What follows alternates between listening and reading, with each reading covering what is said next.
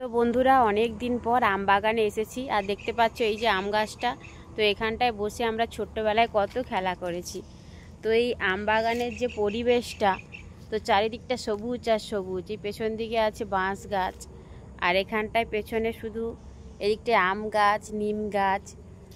তো ওই ছোট্টবেলায় আমরা দৌড়ে দৌড়ে ভোর ভোর উঠে এসে আম কুড়াতাম। আর পেছন পেছন বড় মা আসতো, বলতো কিরে কী করছিস, তোরা সব আম কুড়িয়ে নিচ্ছিস। তো বড় মা এখন অসুস্থ হয়ে গেছে। তো সেই পুরনো দিনগুলোর কথা ভাবি যে সময়ের সঙ্গে সঙ্গে কতটা পরিবর্তন হয়। তো আমরাও একদিন বয়স্ক হব, মানে বুড়ি হয়ে যাব, তো কি অবস্থা হবে। তো সেই দিনগুলোর কথা ভাবি। তো এই আম বাগানটা আমাদের ছোটোবেলার অনেক স্মৃতি। তো খুব ভালো লাগে সেই দিনগুলো। এখন শ্বশুরবাড়িতে থাকি বেশি, বাপের বাড়িতে এসেছি, শরীর অসুস্থ তাই। তো কয়েকটা মাস কেটে গেলে মনটা তো খারাপ লাগবেই, সেই বাড়িতে বন্দি। তো এই প্রকৃতির যে হিমেল বাতাস, তো এটাই মন ভালো করে দেয়। আর এই দেখো পেছনে সবুজ মাঠ, আর ওই দূরে দেখা যায় অর্জুনী স্কুল, যেখানে আমি 5 থেকে 10 অবধি পড়েছি।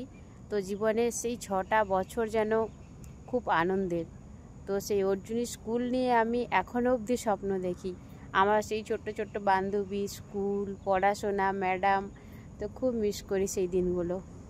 চারিদিকটা এখন রোয়া হয়ে গেছে, পূর্ব দিকের মাঠে শুধু সবুজ ধানের ক্ষেত, আর এদিকটায় দেখো পেছনে আম বাগান। তো এখন এই বাইরেটায় এসেছি, বাবু এখন একটু ঘুমাচ্ছে, তাই একটু হাঁটাচলা করছি। কারণ হাঁটাচলা না করলেও গ্যাস হয়ে যাচ্ছে, তো খুব সমস্যা হচ্ছে।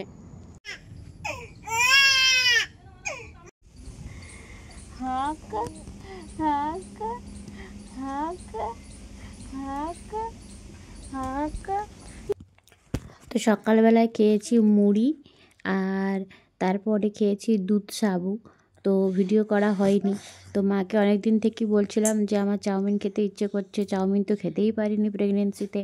তো তাই আজকে মা বানিয়ে দিয়েছে চাউমিন, তো আমার পছন্দের মতো করে একদম। তো টমেটো আর শসা কুচিয়ে নিয়েছি, আমি এখন খেয়ে নিই।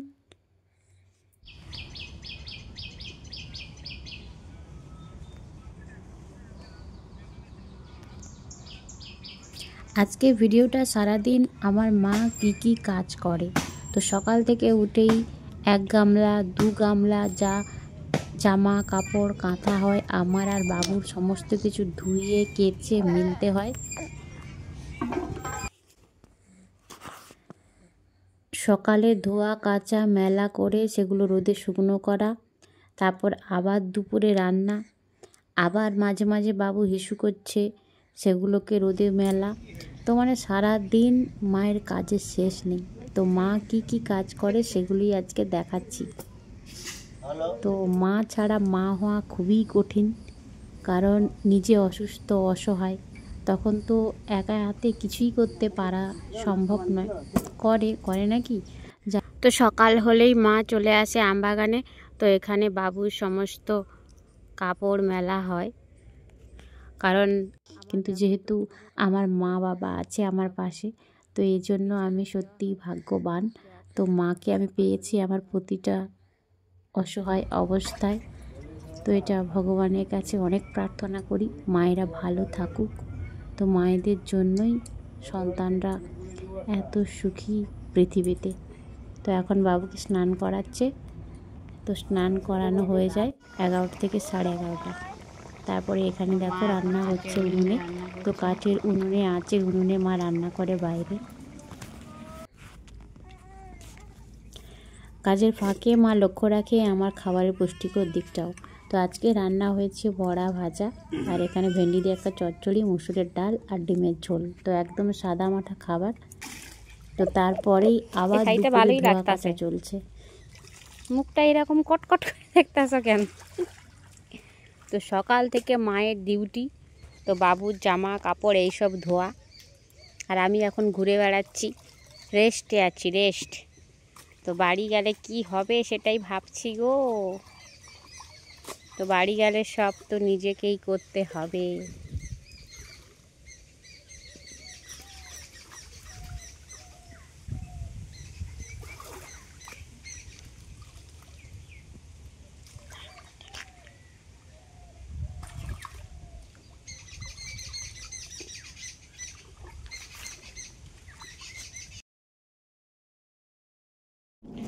তো বন্ধুরা ফার্স্টে জামা কাপড়গুলো পুকুরে ধুয়ে আনা হয়, তারপরে এখানে ডেটল জলে ডোবানো হয়, তারপরে এখানে চুপড়ে চুপড়ে রাখা হয়।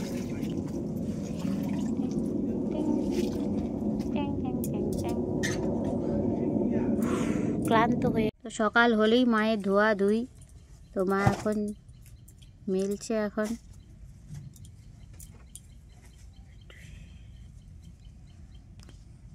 তো পুকুরে প্রথমে সার্ফ জল দিয়ে ধোয়া হয়, তারপরে ডেটল জল, তারপরে কাঁথাগুলোকে এখানটায় মেলা হয় টালিতে।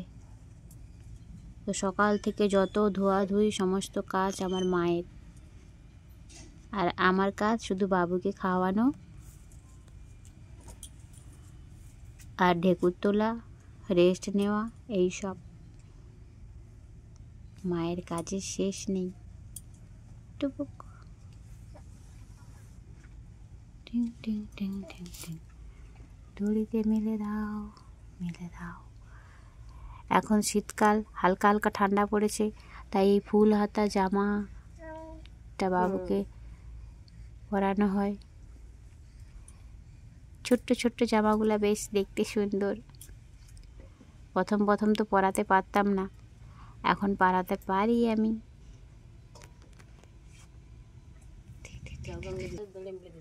আমি যাবানি, আমি যাবনি, আমি যাবনি, নিজেকে লাগবে একা। সারাদিন মায়ের কাজের শেষ নেই।